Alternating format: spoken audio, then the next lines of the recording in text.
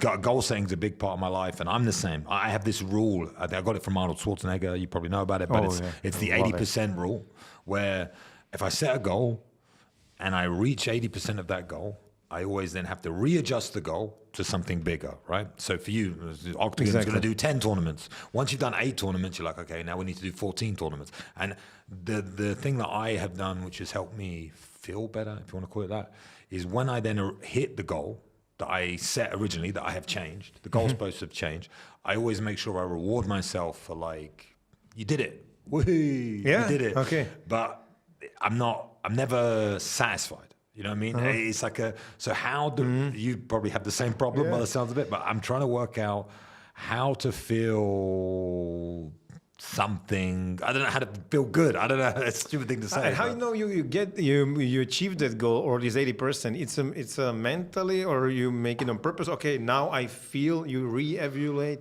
and you know you are there, or how you know it's... I try and quantify absolutely everything that I set. So any goal that I set, I try and quantify it in a certain way. It's obviously very easy with like physical fitness. If okay, I want to be able to bench press 100 kilos and I can only bench press 60 kilos. Then if I get to 90 kilos, I'm 80% there. So now the 100 kilos needs to be 120 kilos, for example. It's a bit more difficult with other things and influence and the rest of it.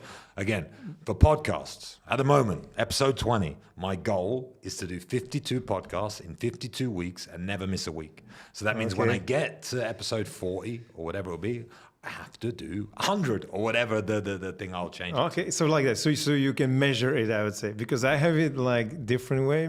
I like your method. It's much clever because I know that I get the goal when I start to be bored. And I suddenly start to be unhappy at things that I'm doing or daily duties or something. Suddenly, there is no joy. And I'm chasing something so happy, pushing team every day at work. And suddenly, I'm just bored. I don't like it. I need to push myself to work. I'm like, what's going on? What's wrong with me? And I learned before, it happens many times in the past, okay, this is the point. You somehow reach your maybe unconscious goal because when I imagine myself or the company or something somewhere, and suddenly I'm there. In my head, it's done, and I start to be bored. And then I know, okay, this is. I wake up, okay, make a new goal, and I need to rewrite it. Well, that's literally why I gave up fighting. That what you just described, it become boring to me. Every day doing the same thing, and I went through a period where I want to fight. I felt because nothing. Your goal was what originally? That's the problem. This is the problem. This is how I have quite a good, or I believe I have a good understanding of this. My original goal was to get to the UFC.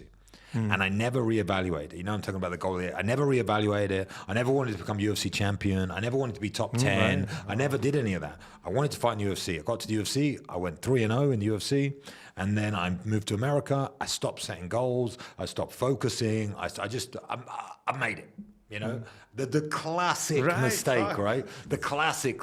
I was in California, living in San Diego, living on a yacht, driving a G-Wagon, all sponsored, didn't pay for it, it was all sponsored. And like living the life, I'm in the UFC, everyone loves me, blah, blah, blah. Training like a madman, training hard. Never trained harder. Like, this is the funniest thing. And then I lost 3 fights in a row, 2 split decisions, once against Sean Strickland that I won, just so you know. Anyway, but then I went on this like, training hard, best gym, Alliance Gym in San Diego, Dominic Cruz, Phil Davis, all these amazing stars, Eric Del Fierro, head coach, best coaching. Cannot be better. Can't be better, right? But I kept losing fights because I had no focus, no intention, no anything. I just kind of let it all unravel, you know? So it's like, that's how I know now, retrospectively. This is 10 years ago now. So it's like, it's taken me a long time to understand this stuff. And that's how I feel like now. That's why I set that 80% rule up in my life, and I put it towards finance and towards other things that I've been doing, and it's been garnering great success for me in the past 3-4 years. But that's why your evaluation of how you look at goals, that's why I stopped fighting, because I want to fight, I felt nothing. I was like, because I think because my biggest fight of my career probably was against Mehmet Khalidov. You know Mehmet Khalidov, right? Sure. As a European MMA guy, right? God. He was ranked number 7 in the world. It was outside the UFC. After I left the UFC, I had 5 fights, won all 5 fights, all by finish, I think. And I got offered to go back to the UFC. So I got offered to go back to the UFC, and I got offered to fight Mehmet Khalidov.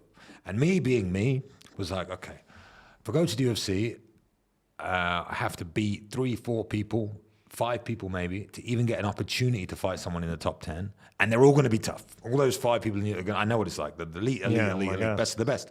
Or I can fight Mehmet now, I can beat him, and then I can join the UFC in the top 10. This was my mentality, right? So I took the Mehmet Khalidov fight, and everyone told me I was crazy, right? And I was, because I got knocked out in 21 seconds. In Manchester Arena, where you just did Octagon. Oh my God. I just did the Octagon event you just did the Octagon event in Manchester, in the same arena where I've had 2 fights.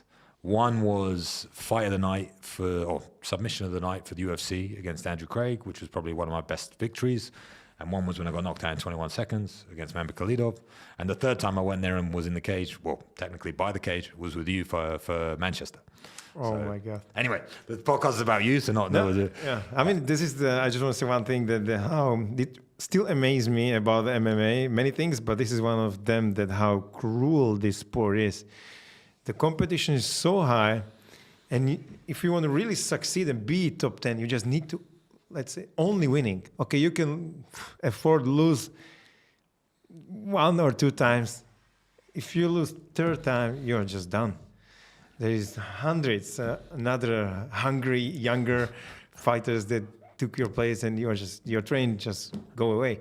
And then your mind goes as well. Crazy. That's the thing. So again, that being the highlight, then I think then when I won fights, I always compared it to that. And I was like, I fought the competition at this level. I'm now fighting the competition at this level. So when I win, who gives a shit? Mm-hmm. I want to beat these guys. That's all I cared about, right? So I won, felt nothing. Then I lost the fight, felt nothing. And as soon as I lost, and I was like, that's when I was like, okay, I'm out. I'm going to stop doing this. I don't feel anything. And then I went through about a year and a half of exactly what you said in your 20s, doing everything you could think of, because I had no idea what I was going to do. I spent my whole life fighting, and I was like, what am I going to do in my life? What's next? Yeah, but it's like this. So then I come up with the idea of setting the 80% rule and goal setting and all that sort of stuff. So similar ideologies and thought processes. I never thought we'd have that conversation.